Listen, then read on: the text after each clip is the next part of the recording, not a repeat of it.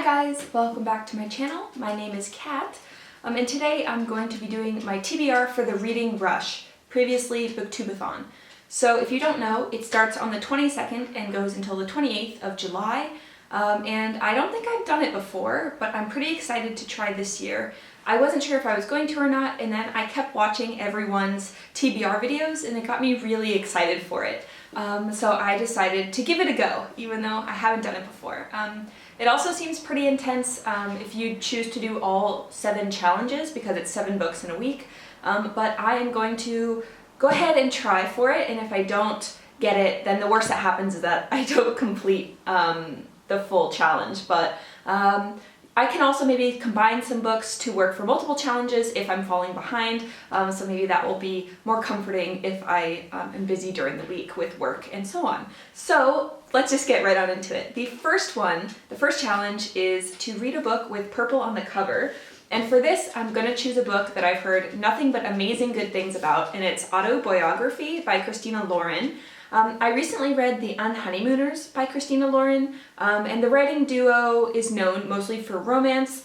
The Unhoneymooners, I think I gave 3 stars. I wasn't overly in love with it. I was kind of just meh, but I have heard just nothing but praise for this one. So we are following a very conservative town where there is a lot of very religious people, mostly I believe in the Mormon community.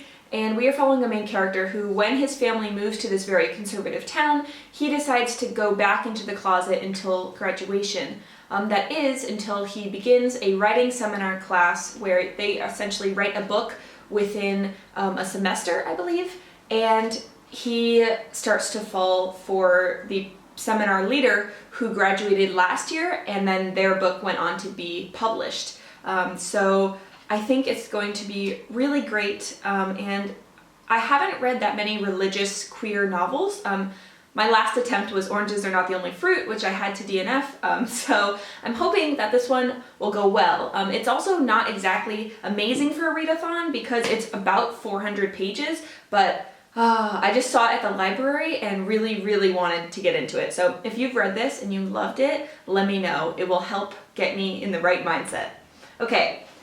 The next challenge is to read a book sitting in the same spot. So you can get up, but you have to come back to the same spot. So I decided to choose a book which I think might be kind of a quicker read, and it is Steampunk, The Art of Victorian Futurism. So this isn't going to be everyone's cup of tea, but I saw this on the new books arrival shelf at my local library, and it looked so amazing. So essentially it talks about the history of different steampunk movements and particular inventions throughout time, and it follows famous steampunk inventors. So like for instance, this one is talking about the different ways of, what's it called, a telectroscope, where it was developed from New York to London.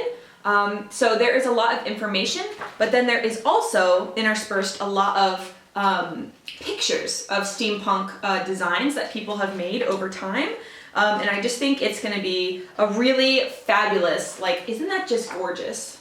Yeah, so I think this is just going to be amazing. And once again, this is Steampunk, The Art of Victorian Futurism, and I believe it is by Strongman, who is the writer / editor. Again, it features artwork from people all around the world, so it's not all J. Strongman's work, but he is the editor bringing us this gorgeous collection. I just couldn't not check this out. And this is again like a hefty mama, pretty thick, but it's a lot of images. So I think this is going to be a great one to read for the sitting in one place challenge. So the next challenge is to read a book that you meant to read last year. So for this, I went into my TBR that I had been meaning to read last fall, and in that was Ghostwall by Sarah Moss. I have never read anything by Sarah Moss, and I read the first chapter in this to see if it would be up my alley, and I think it is amazing. From what I read of the first chapter, it really seems like an amazing writing style. So in this one, we are following, I believe, a group of university professors who decide to kind of make an enclave where they live, experimental archaeology project from the Iron Age. So it the main character is a woman, I believe, whose father is setting up the archaeological experiment, and things take a very dark turn. I've heard nothing but amazing things about this. It's creepy, it's dark, love the cover. It's also short, so perfect for a reading challenge. And it was one I meant to pick up last year and I just didn't get around to it. So that is what I'm reading for that challenge. And the next challenge is to read an author's debut novel. For this one, I'm doing Baby Teeth by Zoje Stage. I hope that's right. But this one is quite controversial. I know that the reviews for it are pretty split on Goodreads, so I think it's very polarizing. So I think I'll either really love it and speed through it, or I will probably DNF it. So we shall see. So this is about a family, and Suzette is kind of the housewife of the family, and her husband is a very famous Swedish designer. And they have a 7-year-old daughter named Hannah. And what it says is, Hannah isn't just clever, she's dangerous. Her behavior is carefully calculated. She's happy to be Daddy's sweet little girl, but with Mommy she's very different. As soon as they're alone together, Hannah's games begin.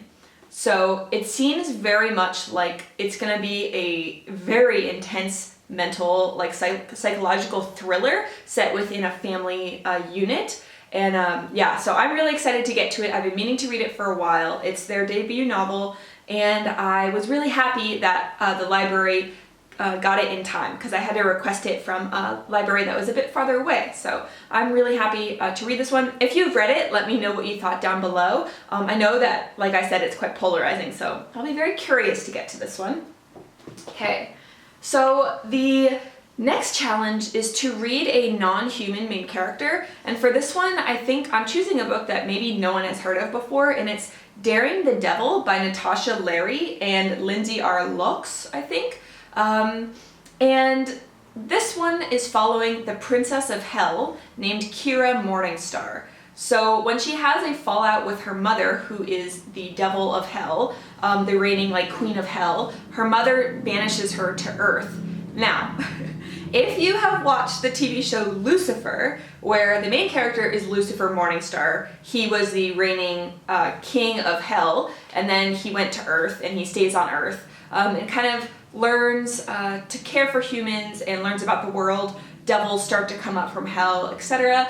In this book, the same kind of thing happens, only we're following a female devil, and your girl's very excited about this one. So when I read about it, I was like, oh my god, I'm getting major Lucifer vibes. The main character is a female devil, and also it has super high ratings. So out of 35 reviews, it has 4.43 stars, which is quite high, I think. So I'm gonna give this a go, and I really hope that it is as good as I hope it will be. Okay, so the sixth challenge is a book with more than 5 or more words in the title. For this, I'm doing Darius the Great is Not Okay by Adib Khorram. So in this one, we are following Darius, and he doesn't really fit in. He is Iranian, but he's kind of bullied at school, and he's kind of a geeky guy, and his family is just lovely, but they decide to go to Iran for the first time, taking Darius for the first time